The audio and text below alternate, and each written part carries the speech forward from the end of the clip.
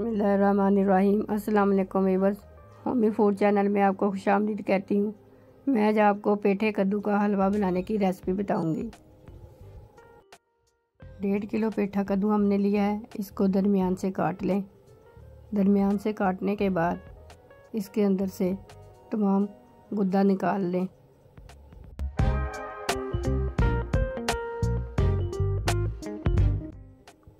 تمام گدا نکالنے کے بعد اس کو ٹکڑوں میں کاٹ لیں اور ٹکڑوں میں کاٹ کر اس کو چھیل لیں اور چھیلنے کے بعد اس کو اچھی طرح سے دھو لیں۔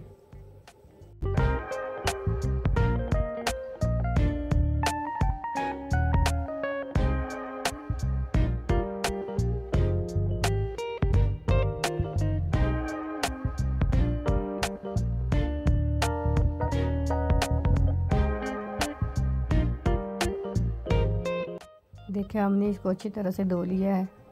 دھونے کے بعد اب اس کو کش کر لیں۔ آپ اس کو کش بھی کر سکتے ہیں اور ٹکڑوں میں بھی کاٹ سکتے ہیں۔ کش کرنے کا فائدہ یہ ہے کہ اس سے یہ اچھی طرح سے گل جاتا ہے اور جلدی پک جاتا ہے۔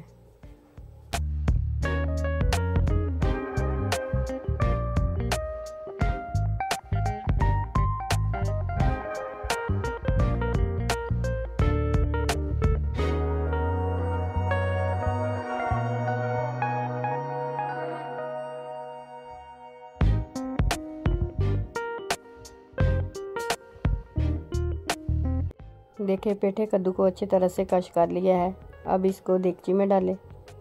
دیگچی میں ڈالنے کے بعد اس میں 1 کپ چینی کا ڈالیں، 3 عدد چھوٹی الائچی ڈالیں اور اس کو اچھی طرح سے مکس کر لیں۔ اس میں پانی ڈالنے کی کوئی ضرورت نہیں ہے کیونکہ پیٹھے کدو نے بھی پانی چھوڑنا ہے اور چینی نے بھی پانی چھوڑنا ہے، یہ اسی میں ہی پک جائے گا۔ اس کو 10 سے 15 منٹ تک پکائیں اور چولہے کی آنچ کو ہلکی رکھیں۔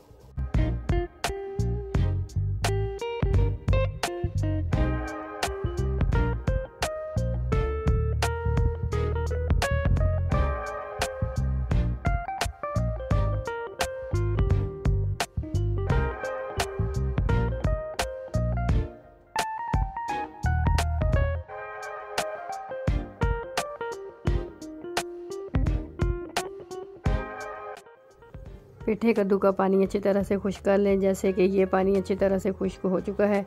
اب دیگچی کو چولہے سے اتار لیں اور اس میں کڑھائی رکھیں۔ کڑھائی میں آدھا کپ آئل ڈالیں۔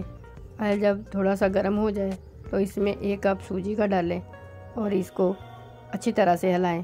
تب تک اس کو ہلائیں جب تک اس کا کلر براؤن نہ ہو جائے۔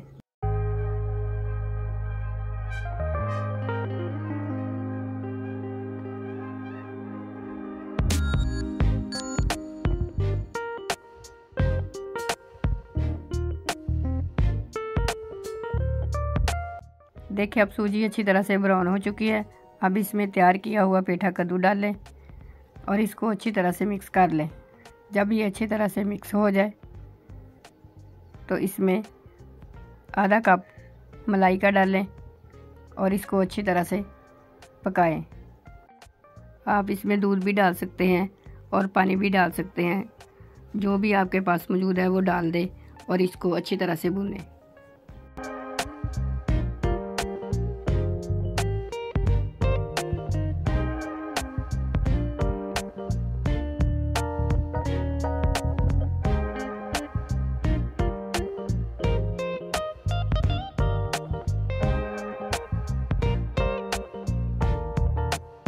دیکھیں اب یہ اچھی طرح سے بھنا جا چکا ہے۔ اب اس میں کٹی ہوئی کھجوریں ڈالیں اور کشمش ڈالیں اور اس کو اچھی طرح سے مکس کر لیں۔ مکس کرنے کے بعد آپ اس کو پلیٹ میں ڈالیں اور اگر آپ کے پاس کوئی بھی ڈرائی فروٹ ہے تو وہ اس کے اوپر ڈال دیں۔